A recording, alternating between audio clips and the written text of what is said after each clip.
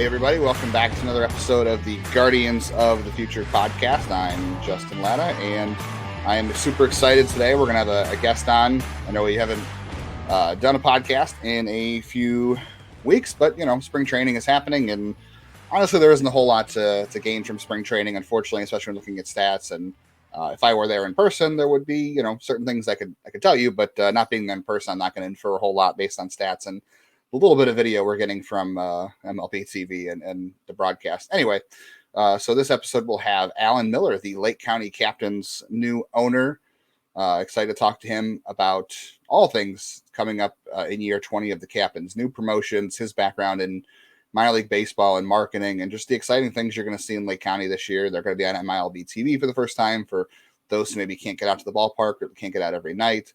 I think it's going to bring a new breath of fresh air into this ballpark and into this franchise. And there's a lot of cool things I think going to be happening. We're going to be talking about with Alan, and just a transformation of how you view baseball in 2022 or 2023, I should say, and Lake County and East Lake as well. So I'm excited to get to that with him.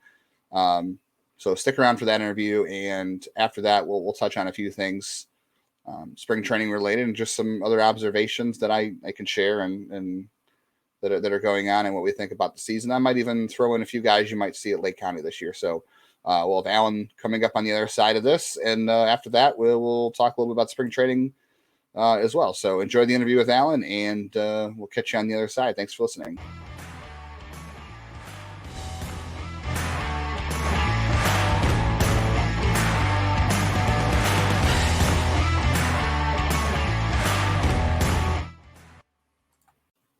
All right, as promised, we've got Alan Miller, the new owner of the Lake County Captains. Going to be an exciting year ahead. A lot of changes, a lot of new things. Really looking forward to it. We're just close to a month away from opening day. So, Alan, thanks for taking the time to do this. And I got to imagine you're pretty excited to kick things off too. Yeah, thanks for having me. It's going to be a fun season. We're finishing touches. We're getting everything rolling. The amount of changes this season are immense. But we're really excited about opening day, and I think the fans and everyone's really going to see it from a visual perspective, and all the way down through everything you see at the game is going to be a bit enhanced and different and exciting. And we're just we're overwhelmed and excited to share this with everyone there. So a little bit about your background. People who may not know, you are the owner and president of Collide Agency, and you've branched that off into multiple arms, and sports is one of those big ones. You have a huge background in sports to go with marketing. I wish I had the hat with me, but I do have a Portland Pickles hat somewhere in my collection up there somewhere. I always love looking for new minor league hats. Like, doesn't matter, who they're affiliated with or if they're a college team. I worked in college ball for a little bit. I love the brand, and just kind of tell me how you got into that and how that came about. Well, I think probably similar to you. I've always loved minor league baseball, and it's a passion for me. I have my whole life collected minor league hats, minor league jerseys. The stranger, the better. I always just think it's such a great opportunity to get to know and understand a local community. What is it about the community that makes it special? What are the food items that are special? How do I get try all the local beers in one spot? Minor league baseball just has so many great things when done well. I've been a fan my whole life. I've studied it my whole life. And so when I get the opportunity to be an owner and kind of build and share what that experience should be, it's really a dream come true. And I mean, it's definitely a great amount of work. I really believe, people that run sports teams, I mean, this is one of the hardest, most detailed experiences. I mean, you've got to be good and have people that are good at so many different things to be truly excellent at it. And I think that's what we've seen with really great teams. They really excel in a lot of different things, understanding what food and beverages, understanding, how to sell tickets, understanding what merchandise should look like, understanding how to market it. It's not just, it's not one person. It's having sort of best in class in a lot of things. And when you do it right, I think magic happens. And that's what we try to do every day. And that's why for the teams that we work on, it's exciting, because our goal is for something to happen each night that you've never seen before.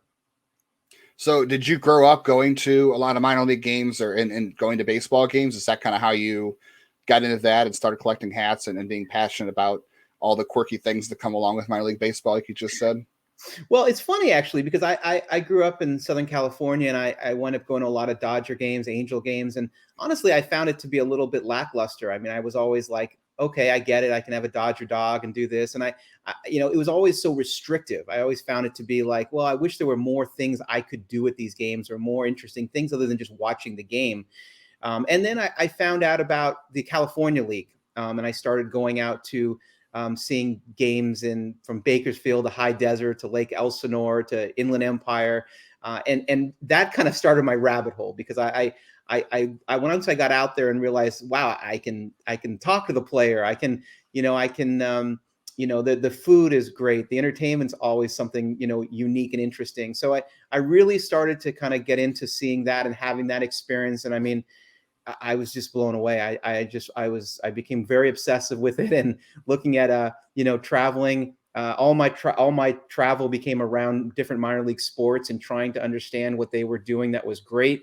And it just that took me on to going to games in all over Asia and going to games all over Mexico. Wow. Seeing professional sports all over the world. I think there's so many cool things you can take from it. So I really, I think that's what's fun about our teams is we like to try to take something we've seen from a game in Japan or a game in Mexico and try to integrate it and see how it works. That's just really the fun part of it for us. So yeah, we've been to a lot of games, a lot of places, seen really great teams, seen really bad teams. But I think if we're going to go into this, we should be really good at it and we should study it and we should really try to be the best at it we can. And I think we owe it to our community. That's what's really fun about it is we want to make East Lake the center of the universe this summer. And that takes a lot of work and a lot of creativity. And luckily we have a tremendous team of people there who are really excited about where we're going with it. That's cool. A lot of people have like the goal of seeing all 30 major league parks, things like that.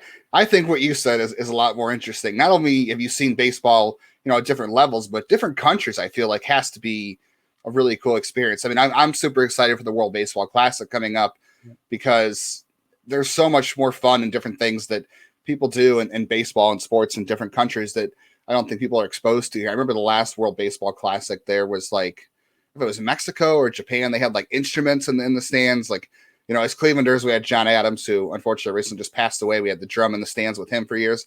So I feel like this is an area that would embrace something like that. But it does sound like that's a unique thing you've gotten to do. And I'm sure there's a lot of things you can bring from seeing sports in different countries and how communities interact with that stuff. Absolutely. And I think they've done Mexico specifically and a lot of Asian countries, they've done a really good job at understanding how that, a baseball game is an event. It's not just a random game. You got to turn it into an event. You got to make it special. You got to create that kind of energy. And that's what, like you said, seeing World Baseball Classic is the closest thing Americans have seen to this. I mean, I'm very fortunate that I try to go every year to the Caribbean series from the Dominican to Puerto Rico to Mexico. Those fans are unbelievable. Those home audiences are incredible what they can do. But it shows what's possible. It's not something that's necessarily cultural. It's just something they've really tried and they've made a really important effort to create that energy. And that's what we need to do as well. It just doesn't come naturally. You really have to work hard at it and make sure you have the right people there to create that experience. That has a lot to do with who you market to, who you want in the park, that people have to be open and, they have to be open to new things. They have to be open to energy and loudness. There's some teams that are like, we like it quiet and we want it to be very calm. And that's what we like about baseball. And that's fine, but it's not a park that I want to go to.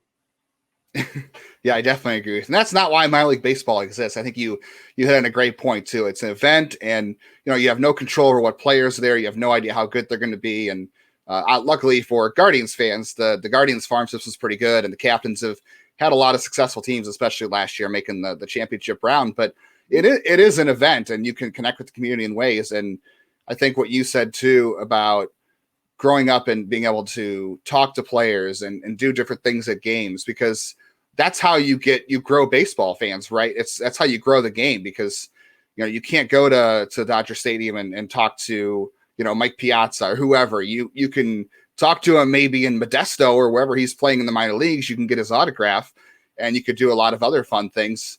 And especially if it's in places that maybe don't have professional baseball, and, Lake County and Cleveland are a little bit closer together than most places, but you really get a chance to grow the game that way in many different ways too, which I think is really special about it.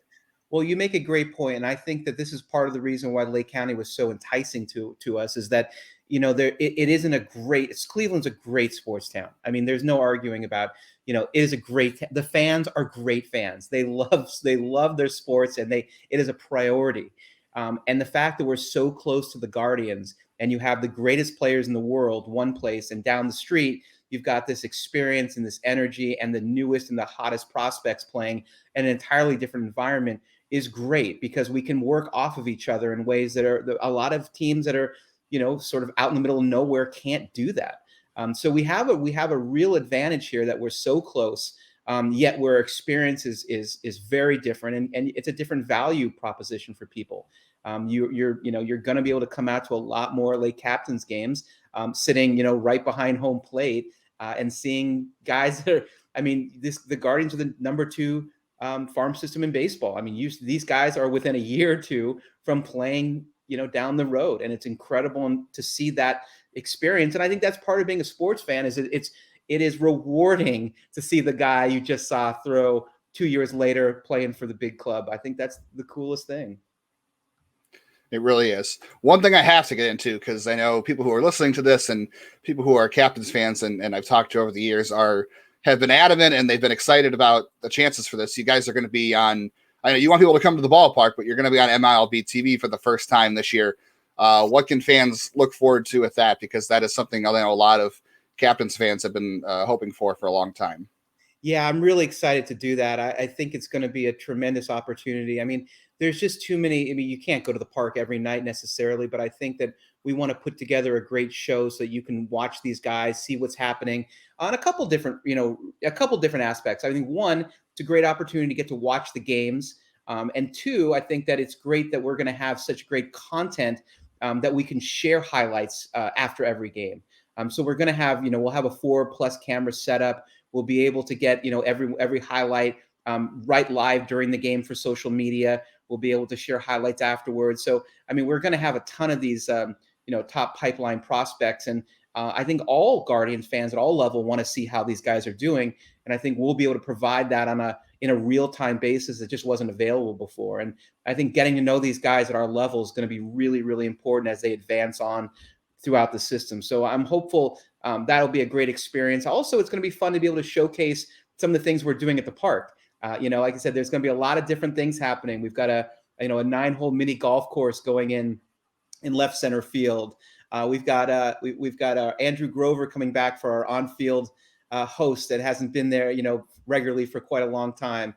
Where our promotion schedule is quite exciting and creative.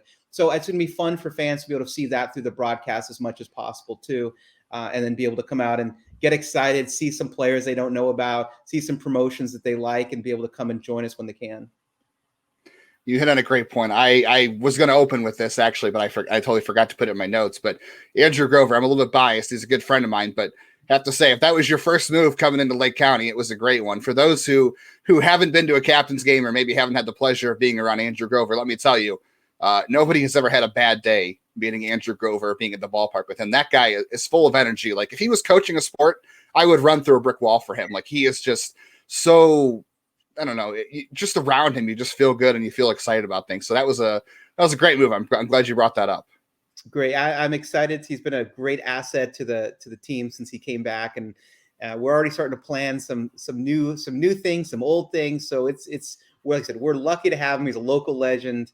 And like I said, that's the start of a lot of things we want to start to bring back from years that this team was leading the minor leagues in attendance. And there's a lot of those pieces we want to bring back, and we want to give people the reason to come out. I mean, there's been over the last few years, I think it's been slow. People haven't really thought about coming out. There hasn't been a real reason. We want to give people every reason in the book to come out and experience what Lake County Captains baseball is all about. And he's first and foremost a very, very important part of the experience.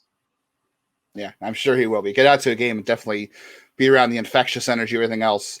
All right, so you learned that Andrew Grover is a local legend. What else have you learned about Cleveland and the east side of Cleveland since you've come in and taken over? Well, It's a great question. I've really enjoyed my time. I mean, I've been out. I've basically been there. A lot of the last few months, and I've been really surprised. Just from, like I said, I don't come in with a lot of expectations. I come into work really hard, and I've been really excited about the beer scene. I didn't quite realize how important that was, and how many great craft breweries there are. We're going to be really excited to have Saucy beer out at the park for the first time. Brew Kettle will be out with selling beer for the first time. We're trying to build out a great beer, a beer cocktail list that does the city proud.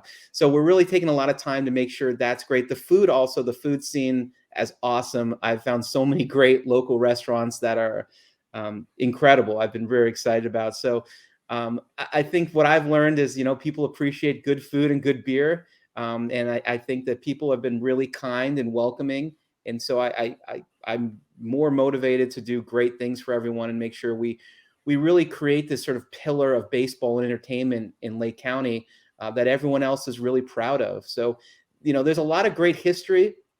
And this is why I really lean on a lot of the people who have grown up in the area. And that's really kind of informed our promotion schedule. I think it's really important that we're doing things that are authentic and true to the local community. And that's from anything from, how we do our baseball, baseball history days on every Sunday this season. We've got a Midge night. We'll be talking about, bugs. So there's a lot of fun stuff that's going to be developing, but I'm really impressed with the area. It really feels like a hidden gem. I'm starting to think now people don't talk about this area as much because they don't want more people coming. I think it's just it's a real special place, and I can see that very, very clearly. I grew up in East Sider, Cleveland, so I know what it's all about, and I know how underrated it can be, and a lot of good places out there. You're absolutely right. I did write down Midge Night as one of the promotions that stuck out to me. Any chance we could see Jabba Chamberlain or Fausto Cremo or Roberto Hernandez come out as part of that? Well, we have some surprises we're working on. I think we're not ready to announce them, but there's some pretty exciting things that we're working towards. There's a lot of great promotions that we have on the schedule that we're working on some very specific details that I think will be very exciting. I think that's the beauty of being at the park. I think there's going to be surprises all the time. We've got we have a great group of owners who have access to a lot of interesting people. We're going to try a lot of new things. We've got, my partner, John Ryan, who's as a professional punter for 19 years, and he's going to come out and punt some balls on opening weekend. And we're going to give fans a chance to actually catch a punt from an NFL punter, which sounds like it may not be that hard, but it's hard. You're gonna have to suit up, and I think it's gonna be pretty exciting. So we've got a lot of fun stuff we're working towards. People always think that professional sports isn't that like I can make a 3-pointer, I could get a hit off this guy, I could probably catch that pass, but it's really not that easy. You're right. That will be fun to watch. Trying to think of the other ones I think are interesting. Cleveland card show. I think that's going to be a lot of fun. Like the card show scene and just cards in general have really exploded. I know a lot of people in this area who go to a lot of shows that are really popular. So I'd imagine that's going to be a huge draw. The other one I'm really excited about too, and I unfortunately won't be able to attend because I will be on my honeymoon, but Random Jersey Night with Zach Meisel. I know Zach pretty well, and I can't tell you how many jerseys over the years I've sent him on Twitter, just telling him like, oh, look at this one at the ballpark. There's always so many good ones. So I thought that was a clever move to reach out because he's got quite the cult following when it comes to random jerseys, and people love jerseys of the past of like, oh yeah, that guy played here. I think that's a lot of fun. That was a very clever move. Yeah, I'm really excited. I've been reading his work on The Athletic for a long time. I think he's a great writer and really brings that home from an emotional standpoint. I think it's cool to see those connections to old players. And when I reached out about, we talked about that, he was all in to do that. So we've got some fun stuff lined up for that, but I'm excited to see how random we can get that night. Oh, I'm sure there will be people going out and buying jerseys just for that night. I think I already saw one on Facebook. Someone was asking for like a jersey of a player. I was like, that guy literally played one game here. Like people are buying a jersey, I think, just for that night. Like I think you'll be pleasantly surprised, or maybe not surprised, considering you thought it was a great idea. 20th Cleveland Sports History Night. This is the 20th year of the captain, so that's always a popular night. I have seen the lines wrap around the stadium for that kind of stuff, bobbleheads, and especially Cleveland Sports History Night. That's always a fun one. I'm sure you've got a lot of surprises in store for who is showing up for that. Yeah, we're working toward it. It's really great. I mean, there's so many stories we want to tell, and we're talking about 20 years of history in Lake County. And we're talking about bringing logos back. We have a whole new merchandise line based on 20 years. There's a lot of stories that we want to tell throughout the year. So yes, there's a lot of great surprises and exciting things coming with that as well. But yeah, it's hard to believe. I mean, 20 years, a lot of things. We got a championship in 20 years. You've got an amazing amount of players. You've got almost the entire current Guardians roster. So a lot of success that's been on and off the field. Yeah, and you guys are doing a championship ring replica. That's great. From 2010. I know the timing isn't exactly, traditional, but that's a great thing too. I feel like that team didn't produce a ton of big leaguers. That was a really special team. I was there for that, and very unique experience to be around something like that. I'm sure people will appreciate the history of that as well. Never too late for a championship ring. Right. Everyone's going to love that. You mentioned too before, the mini golf thing. You guys got a new super fun zone. Anything you can reveal that's going out there along with the mini golf? Yeah, we're trying to create a bunch of different games to throw out there. There were in the past inflatables, so we've kind of moved that out and built out a sort of, it's a 9-hole golf course. There's going to be some really fun pieces involved with that. We're putting a draft beer bar out there as well. There may be a shipwreck. We're just creating a place to hang out. I think it's changed. People aren't looking for just to sit in a seat all game. You want to walk around and see a lot of really cool things. And that's what our goal is, to kind of create a lot of different experiences that you can have in the park outside of just watching the game the entire time. Yeah, absolutely. Anything else that I didn't bring up? I know, like from the pickles, you've got, the pickle bot, so robot umpires. If that's coming to the ballpark, you've got some experience with robot umps. It sounds like when you guys had concerts, you had DB Cooper night out there. You had Future Baseball night. What was Future Baseball night? What can people expect if you bring that here? Well, Future Baseball was pretty exciting. It was really, and it's interesting. I mean, obviously Major League Baseball has been really great at this and trying new things to speed up the game. This was a thing we threw out there, and we wanted to create something, and we did this on sort of a non-league night, but we wanted to create an opportunity to see what, if you just tweaked a few rules, how that would change the game. And one of the things we did was, there were only 2 outfielders. One of the most interesting rules was a batter has the choice to run to third base or first base when they're getting a hit, but they have to continue in that direction. So it's very interesting when all of a sudden it does make sense to have a left-handed catcher and throwing down to third instead of first, and it was really fun. I mean, I think that players tried new things, and it was interesting, and I thought it created a level of strategy that was different than it would normally. Than you would normally expect. And every batter became interesting because you weren't sure what was going to happen. You could lay down a bunt and run to third. It just kind of throws off everything you're sort of traditionally known as how you would play, run a regular play. So it was a lot of fun. And I think we've seen a lot of experimentation with rules. And I think Major League Baseball has done, like I said, a great job of this, seeing how quick these games are moving now. I think that was the goal of just trying out new rules and seeing what could stick.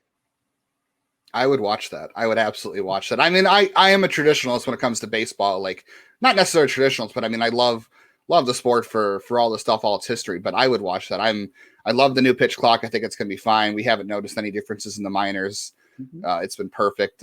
I'm as much as traditional as I am, I prefer the DH. So anything that makes the game more fun and people come out, I'm all for it, because I think in recent years, baseball has fallen behind other sports, and whatever you can do to grow the game, I think, is important. And that's especially true at the minor level, like we've already discussed. Is there anything else that I didn't bring up that you're really excited about? Maybe a specific promotion or just anything in general that you're looking forward to most? Opening night, I know, is April 6th. I'm sure the first game is very much started at the top of your calendar. Yeah, Thursday, April 6th is opening day.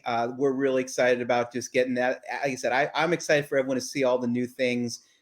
We've got, it's everything's new, from all brand new signage. We've got some great promotions this year. We've got a new lighthouse we have a great lighthouse tarp over the bleacher section in left field.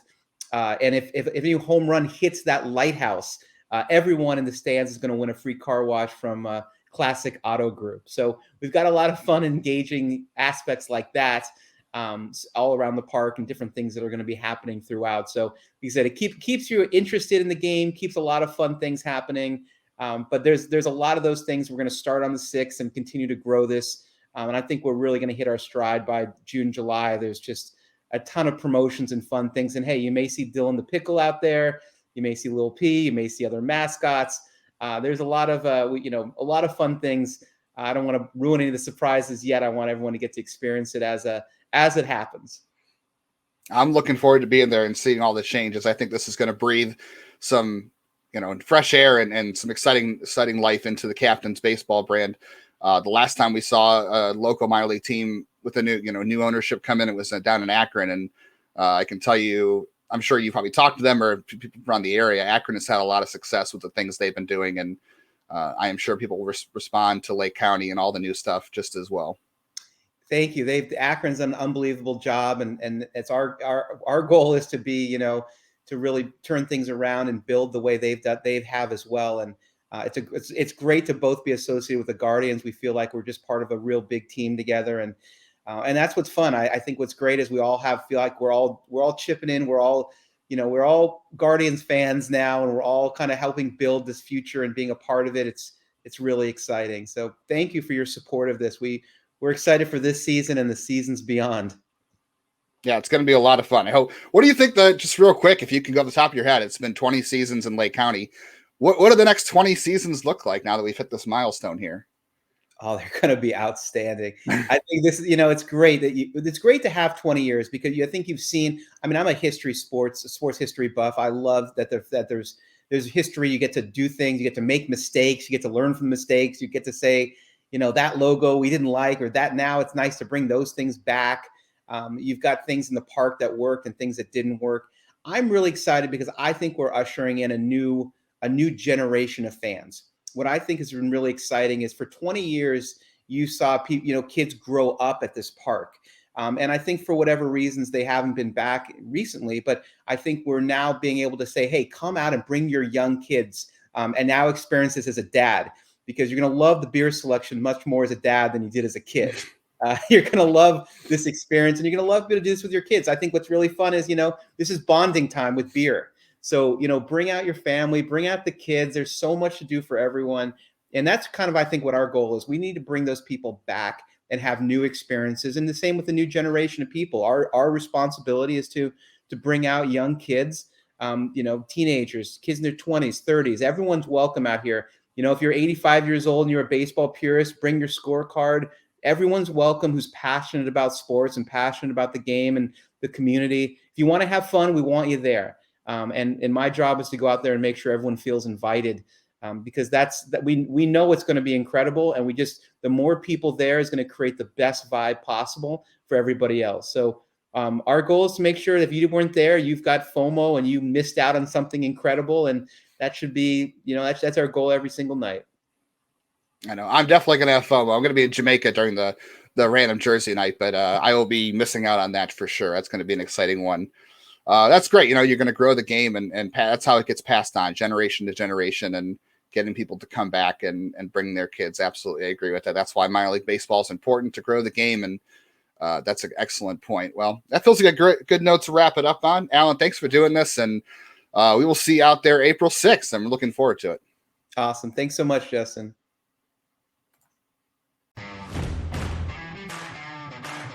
You guys enjoyed the interview with Alan Miller. I was really glad he gave us a lot of his time and certainly enthused by his interest in minor league baseball and his background. He seems like he's very passionate about baseball and sports and just the overall idea of connecting people to their community and baseball and certainly seems like a baseball purist, but also understands minor league baseball is a whole different beast. And I think his background and experience is going to make it really interesting. And he's going to do a lot of new things for Lake County. I'm definitely jazzed up for it. I'm excited to see the changes this year. And I think there's going to be a lot of new things at the ballpark. So definitely appreciate Alan taking his time to talk to us, and excited to see what all of you think and what you guys end up doing this year if you guys end up out of the ballpark. A couple observations from spring training just before we get out of here on this week's episode. So obviously everyone wants to talk about Mike Capriz. Mike Capriz is having a great spring, getting a lot of opportunities. That's really good. Kind of seems like a reward for him getting invited to Major League spring training. He wasn't put on the 40-man roster last offseason when he was Rule 5 eligible. Nobody took him. Not a surprise either way of those. But I feel like the camp invite was part of just rewarding him and needing a camp body at first base because they continue to play John Kensington in the outfield, and the only other first basemen are Bell, Naylor, and Joe Naranjo and David Fry, and Naranjo's just from minor league camp, and Fry is there, but they also want to get him other spots. So it kind of felt like they needed a camp body, but also a reward for Prees as well. But he's done a lot with his opportunities, and you know, as far as spring training numbers go, there's not much you can take from it. But when you're playing and doesn't matter who you're playing against, you know, it certainly matters a lot more that it's against major league pitching. And he's faced a little bit so far. I wouldn't say he's faced anyone really outstanding or with a ton of big league experience, but the best thing you can do is when you're in a game as a minor leaguer in major league spring training is at least go out there and perform and do well. If you go out there, at least people are taking notice of you. And that's the biggest thing you can do is make people pay attention to you no matter what you're doing on the field out there. So seems to be doing well every at bat, being in every at bat, extra base hits, and just doing as much as he can with his playing time. You know, today he's in right field as I'm recording this. That's the first we've seen of him in right field in spring training. He's played first. He's played a little bit left. I haven't seen him in right field in pro ball yet.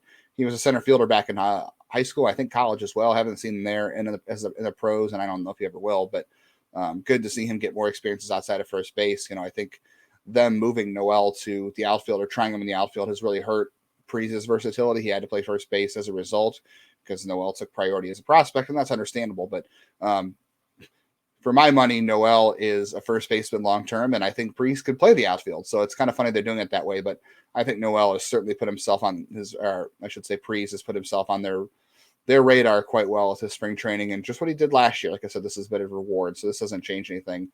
I did hear from a friend of Mike Prees, a former teammate, that he trained with Josh Bell in the offseason. So I thought that was cool to hear. He went back and got his courses done to graduate college as well. So he's had a busy offseason between school and working out with Josh Bell. That can only mean good things for him. He has an interesting background as a pitcher too, and we're just learning a lot about him. And I think if Mike Prees were, 2 years younger, I think we'd be talking about him as a real legitimate prospect. That doesn't mean he is, but I think he'd be getting some more hype.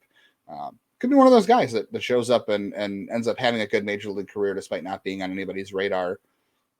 Not sure if we will see him in Cleveland. I just really don't know if there's room for him in Cleveland. He's on the 40. They have Noel, and I don't know what his future looks like. They definitely are going to need a first baseman in the future, especially if Josh Bell has the kind of season, that we think he can have and he wants to have in 2023. So it's really hard to know what Prees' future is here. I think he could be a minor league free agent at the end of the season. So if that's the case, then who knows what's going to happen with him? I know it feels like he hasn't been around that long, but remember he got drafted in 2018 or 2019, didn't play. The pandemic happened, then 2021 was kind of a limited year for him, and then last year he had his first full season. He did pretty well. So. And like I said, it hasn't been long for him, but he's been in the system since 2019. So 19, 20, 21, 22, 23, that's 5 years. So I think he'll have one more year then. So not quite a minor league free agent at the end of the season. He'll go to Columbus this season. Also wanted to talk a little bit about Lake County as well. I don't want to go too much into camp stuff as far as minor leaguers go. It's not like you're going to get a lot there. Joey Cantillo on Sunday, March 5th was originally scheduled, according to Saturday's game notes on the 4th. He was scheduled again to his first Major League spring training game. Then he was not on the roster the morning of the 5th, so I'm not sure what happened there. So hopefully he's okay. Was really looking forward to it. Wasn't on TV anyway, but I was looking forward to him getting into his first Major League game. Maybe he will when the game is on TV. Will Brennan's had a great spring. At least he's hitting. He's facing plenty of competition. If you go to Baseball Reference and look at spring training stats, there's one thing you can do, and still take this with a tons grain of salt, but they have a opponent quality score on there, and they'll rank it 1 to 10 on the opponent quality that people are facing, whether it's pitchers or hitters. So if you're facing a 10 on the 1 to 10 scale, you're facing major league talent in spring training. If it's 8, it's AAA. If it's 1, it's not good. 1 to 3, not 1.5 to 3, not good. So I'll just point out Micah Prees, average for him is 6.2. So he's facing the equivalent, between about AA. I mean, that doesn't mean he's facing all those guys, but it means that's the average of quality he's facing. So, that's why we don't take stats with a whole lot of certainty. Gabriel Arias is a 7. Will Brennan is a 7. So that is, roughly double A when you average it out. So, take all those things into account as well. But everyone's doing something different. Juan Brito has had a great spring. I mean, he's walked 7 times, struck out 1. As far as spring training goes, that's great to see. It sounds like he's going to go to double A to start. I know Zach Meisel on the Athletic, we talked about, had that he could go to Akron, and that makes a lot of sense because they need to clear up room at the lower minor league level. So he would skip high A. The last guy that skipped high A as a young hitter was Jose Ramirez. So if Juan Brito is skipping high A and going to double A this season at age 21, that is pretty good. And a good indicator how they feel about him and also challenging him. Because I think the one thing is players always dictate where they're promoted to. They always tell you where they should be playing. And if he's telling them he should be in double A, then they'll put him in double A. That's usually how it goes, depending on, playing time, of course. I don't really have a whole lot else in terms of what's going on with any minor leaguers in camp. Tim Herron, has done pretty well, throwing the ball pretty well. He'll have a better opportunity with Sam Hench's injury. Hope Sam isn't out too long because he was a bit important part of that bullpen. Petey Halpin, if you haven't seen on Twitter, he's gotten a lot of playing time as well. I think some of that was due to Miles Straw's knee being hurt early in camp, but he has also looked pretty good and noticeably bulked up and also noticeably different stance. Looks a little more like Grady Sizemore. If you haven't seen the picture, I have that on Twitter. So that's fun. And he definitely improved throughout last season, and bulking up a little bit is only going to help him. Joe Lampe also has gotten a lot of run as well in games coming over from minor league camp. He's done a good job, but he's been there. He's certainly inspired Jose Ramirez and Ahmed Rosario to cheer him on, stealing bases and getting on base infield singles. So he is kind of personifying pretty well what this team wants him to do and what this team wants these guys to do. So those have been maybe the highlights in the first week of camp. Real quick, we were talking to Alan Miller about the captains, and let's just go through real quick and talk about some of the guys that could be there this year. Unfortunately, Chase DeLauder is hurt and is going to miss some time, so I don't think he'll start at Lake County, and if he does, it certainly won't be to start the season. But some of the guys that should be exciting is Jake Fox, who had a pretty good year as a teenager in low A. He should be there in the middle infield mix. Diane Frias, who is a sleeper prospect for a lot of people, he should be in Lake County this season, depending on how things go with him in the World Baseball Classic in Columbia. Joe Lampe, I think, has a good chance to start at Lake County because he was an advanced hitter in college and comes from a college background. So no reason to start him in low A. I'm hoping the same for Nate Furman. Maybe with Juan Brito going to double A, that opens up some more playing time and that will allow Nate Furman to start in high A. But I don't know what's going to happen with him. I think there's a possibility of him starting in low A, unfortunately, but we'll see. Isaiah Green, part of the Francisco Lindor trade. He's got a lot to work on with his swing, but good batting eye, a lot of speed. He should be in Lake County to start the year. Angel Zarate, I think, coming from North Carolina, was a 2022 draft pick. I think he's got a lot of good skills. Great defender. He should be able to run down a lot of balls in the outfield. We'll see what the bat does. He should be in Lake County. Parker Messick and Justin Campbell, both part of the 2022 draft class. I expect them to both be in Lake County. And if there's any room for them to get to Akron to pitch, they could both get to Akron fairly quickly. So I expect them to be there. I think there's a good chance Jack Leftwich comes back to Lake County. He didn't pitch a lot there last year, but I think there's a good chance he starts there, even though he probably belongs in double A, and he might be. So who knows? I'm wondering if Ethan Hankins, if he is ready to go, if he starts back in Lake County for a little bit before moving on to double A. I guess it depends on where he's at in his rehab and how he looks, but wouldn't be surprised to see him in Lake County. He was not there very long. He hasn't ever pitched above low A. So having 2 years off, 2020 and 2021, he didn't really pitch, and then didn't pitch last year. So really 3 years off. I kind of think he'd go to high A, but we'll see how fast they want to move him with how much time he has missed and what role he is in. Will Dion and Rodney Boone were both there for a little bit last year. I think they'll both start there just because there's not a lot of room in Akron, and both those guys have things to work on. A couple guys, pitching staff's going to be absolutely loaded. Reed Johnston had a really underrated year in Lynchburg, and I think he has the stuff to miss bats. Might be a reliever, but another guy who could be an interesting pitcher. Trenton Denholm, who had an up and down year, but has a lot of good stuff. Trenton Denholm was, I've talked about multiple times, this guy I thought would have been like Tanner Bybee, where he picked up some velocity and took off, but I think he could still do that. Ryan Webb, coming off of Tommy John, came back, looked pretty good last year. The 2021 draft class, I think he'll be in Lake County. He'll be fun to watch. Hunter Stanley is a reliever, should be pretty good. Zach Petway and Tyler Thornton, both of his relief prospects can move pretty fast. They should be in Lake County. So lots to watch for when the captains start off. All levels, obviously, especially now that they're going to be on MILB TV, and should be fun to watch in person. So try to get back to doing more of these regularly when time allows, and when we have guests and other things like that. And especially as the season starts, I'm sure there'll be a lot more to do. Make sure you're checking out all the prospect scouting reports over at nextyearincleveland.substack.com. I'll share the link in the description of the episode, and make sure you're keeping an eye on all things there. We'll still have minor league coverage as usual throughout the season. I'll be in person as much as I can in Lake County and other affiliates as well, and we'll still have all the good daily box score roundups and all things like that. So stay tuned for hopefully another episode soon, and make sure you are tuning in on Locked On Guardians as we cover more things there as well, and over at nextyearincleveland.substack.com. Thanks for listening, and catch you next time.